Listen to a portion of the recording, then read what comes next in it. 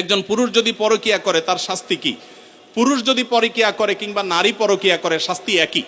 মনে রাখবেন, আল্লাহর জমিনে সবচেয়ে ভয়াবহ অপরাধ, যেই অপরাধের শাস্তি সবচেয়ে জঘন্য, সেটা হলো এই পরকিয়া। অর্থাৎ বিবাহিত পুরুষ এবং নারী যদি হারাম সম্পর্কে লিপ্ত হয় তাদের শাস্তি সবচেয়ে ভয়াবহ।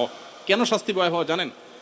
এক সময় আমি গত কিছুদিন আগে বাংলাদেশি এক ভাইকে থাইল্যান্ডে দেখা হয়েছে, অনেক বয়স। ওনাকে জিজ্ঞেস করলাম বাচ্চা কাচ্চা কয়জন, বললো যে 2 জন। তো বললাম এত কম বাচ্চা কাচ্চা, কোনো বিধিনিষেধ আছে নাকি? বলে না ভাই, এক সময় আমাদের এই দেশে, থাইল্যান্ডের কথা আমি বলছেন, যে সন্তান বেশি নিলে সরকার পারমিট করতো না, 2টা বেশি পারমিশন দিত না। আর এখন সরকার উল্টা, বরং সন্তান বেশি নিলে আরো ভাতা দেয়। একই সমস্যা চায়নাতে। চাইনিজরা বিয়েকে মানে সন্তান গ্রহণ করার ক্ষেত্রে অনেক কড়াকড়ি করেছে। এখন বর্তমানে চাইনিজ সরকার পাগল পরা হয়ে যাচ্ছে, কারণ জেনারেশন গ্যাপ তৈরি হচ্ছে, সন্তান কেউ নিচ্ছে